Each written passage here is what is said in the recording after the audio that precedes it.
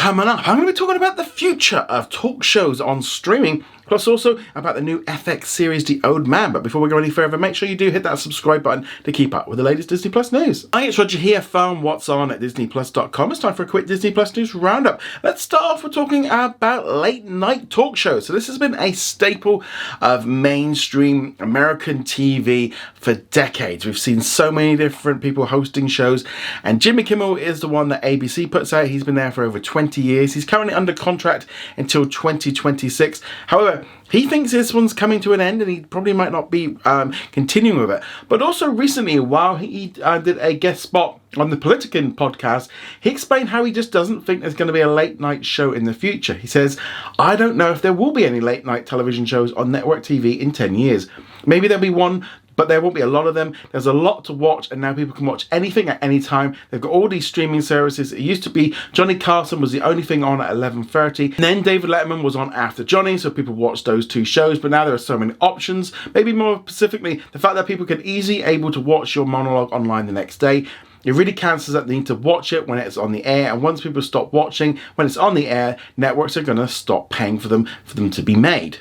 Now, I have been a big fan of American sort of talk shows for years, but it always used to be a kind of weird thing. I used to have to end up watching like Jay Leno and stuff and Conan O'Brien on CNBC on the weekends.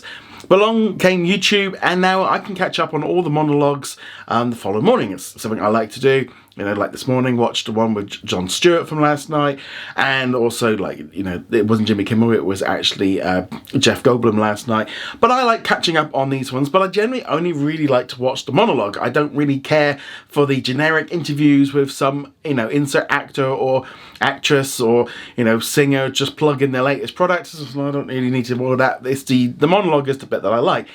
And so I've definitely shifted to just watching it all on YouTube the following day, and I think we're definitely seeing a shift in that. We definitely saw, like with James Corden's show, that he kind of leaned in on trying to make social moments, but he's kind of, you know, he stepped away from it. And they've ended up being replaced with, was it a midnight like game show that's just, you know, not really in the same vague. We've seen loads of other costs coming in, like Seth Meyers is going to be losing his band. And the big problem as well is viewership has just continued to decline and decline and decline on network television because people are not tuning in the same way. And with streaming, again, these kind of TV shows, they kind of, with that thing of like, when there was nothing else on, they were able to command that audience. But now, you get a boring interview, next. You just move on to the next thing. You're not interested and you'll find something else to watch or fast forward. And I don't think they've adapted to being able to work within a streaming network. Now here in the UK, it's actually always been a little bit different because they've never been able to replicate the same system that they had in the US. So we generally would only have like one chat show on the weekend. Graham Norton's generally, or you had Alan Carr, Chatty Man, or even Jonathan Ross, but we would only get one a week, and therefore it kind of was able to keep that sort of zone of making people watch because it was only once a week. I think with the American ones, with there being multiple ones a week, multiple different people, and they're all kind of making the similar jokes, you know, the same guests are popping up on everything. There's only so much of that you could watch. And to be honest, you know, if they've got a new celebrity, I'd rather watch them on hot ones. You know, that's more fun than just sort of sitting there with an interview, kind of just going through the tick list of all the generic answers and stuff that they're going to give. I don't think we're going to see the same amount of live talk shows and stuff in the same way. I don't know if it can exist on streaming because I think YouTube has kind of filled in that void. You know, you've got so many of us kind of making content and stuff, talking heads that, you know, you've got interviews and podcasts and so on. They've all replaced, I think, the need for the talk show. And I think we are going to see them as they come up for their renewals. You know, they might be offered less money, and also the hosts themselves, you know, are they just going to roll through it? I do think Jimmy Kimmel will probably come to the end of it and be like, look, I've done it, it's working. And whether or not also Disney wants to keep paying out for these shows. They're under a contract for a couple more years. I think that will still happen. And obviously you can watch those episodes the next day on Disney Plus or on Hulu in the US.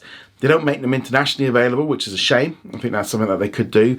But also, these kind of shows just naturally just don't work the same way as they used to. You know, the habits have changed. And I think that format is just something that just does not work on streaming services. It does have a place on YouTube. And I think Disney and so on could lean in on making more kind of content. But the trouble is, again, whenever they try to do stuff, it loses that authenticity. of where, you know, if you've got an interview or someone just putting together their own thing, disconnected from a big corporation. You know, whenever Disney makes like an official podcast or talk show, it's always so generic and bland that people don't tend to watch it. You know, people want, you know, something a little bit more exciting. And I think that's the key thing. And the audience just keeps dropping off. Yeah, and I think that's just going to continue to happen. But let me know what you think. Do you think there's going to be a future? I mean, I'm not being funny, but even in 10 years' time, will there still even be those 10 networks? Is cable just going to be gone and we'll just be down to a few main channels in the US? Will they even exist? Who knows? A lot of big changes, but yeah, I definitely think there's going to be, I don't think Jimmy Kimmel will be doing it for much longer, but let me know your thoughts on this. Love to hear that in the comments below. Shifting gears now, let's now talk about the second season of FX The Old Man. A brand new trailer was released for the second season, which drops onto the FX channel on the 12th of September, next day on Hulu and Hulu on Disney Plus in the US. The series is also coming to Disney Plus around the world, but they've not officially confirmed the date, whether or not they're going to hold it back. I hope not, because I really want to watch this show at the same time as the Americans, because I loved the first season, and the trailer I thought for the second season was even better, because now at this point, sort of Jeff's daughter's been kidnapped, and he's basically going to go full on Liam Neeson. He's going to go back in and rescue her. And yeah, there's looks to be like lots of violence in there, lots of like, it just looks like, you know, two old men just kicking butt, and it just really appeals to me. I think this one's definitely going to be, I think, the hit for the summer, sort of end of the summer, beginning of the fall. I think this one's going to be a real big hit. The trailer I thought just looks fantastic. If you've not checked out the first season, as I said, you can watch on Hulu and Hulu on Disney Plus in the US and on Disney Plus around the world. But for me, The Old Man season 2, this is one show I can't wait to watch. I thought the trailer did a fantastic job of setting it. It looks even more action-packed than the first season, but looking forward to it. Let me know what you thought of the trailer for the second season of Old Man in the comments below. In our question of the day, which comes from Brandon, who says, "Hi Roger, just a random question, but for someone who has Disney Plus outside of the US, I live in Australia, and let's say I was hypothetically, if I was to unsubscribe to Disney Plus right now, would it make a difference at all? Like for me, I only watch the Disney animation or Pixar movies occasionally. I usually see a lot of new releases in cinemas like Inside Out or Moana. The only major new releases on the platform right now are coming up by Agatha All Along and Skeleton Crew. So I definitely think, you know, there's a thing of like with Disney Plus, I would definitely say, like, if you're in the US, I could see why you might not be subscribed for the next month until Agatha comes along, and maybe if you're not into Marvel, there might not be a lot of stuff. I feel now, especially in the US, I would flip it the other way around, where for me, I'd be like, I'm subscribed to Hulu, and then I get Disney Plus as the add-on, and that's where that would be the way I would look at it. Depends out again how many people are watching Disney Plus. So I think as far as obviously if you unsubscribe, you know, obviously it does impact Disney's line, but in the grand scheme of things, it's not going to mean anything. The main thing is, do you want to save money? And that's the kind of the key thing. Do you feel there's anything on there? Could you maybe unsubscribe for a few months, come back in a few months' time, then, you know, you could binge all of Agatha, and then you got Skeleton Crew. No reason why you couldn't do that. Now, I would say the counter argument to that is Disney has recently put out its plan for the autumn for here in the UK. And I'm getting shows, you know, obviously we've got like Futurama, we've got Only Murders in the Building, we're going to be getting Grey's Anatomy, High Potential, Abbott Elementary, the new Dr. Odyssey, 911. So suddenly now, for me, it's like, actually there is multiple shows that I'm going to be watching, so therefore it's not just all about the Agatha and Skeleton Crew. Those are what I would call the main tentpole releases for Disney Plus. But in all honesty, it's the staff stuff that's really the kind of thing, that the daily stuff, you know, things like The Old Man.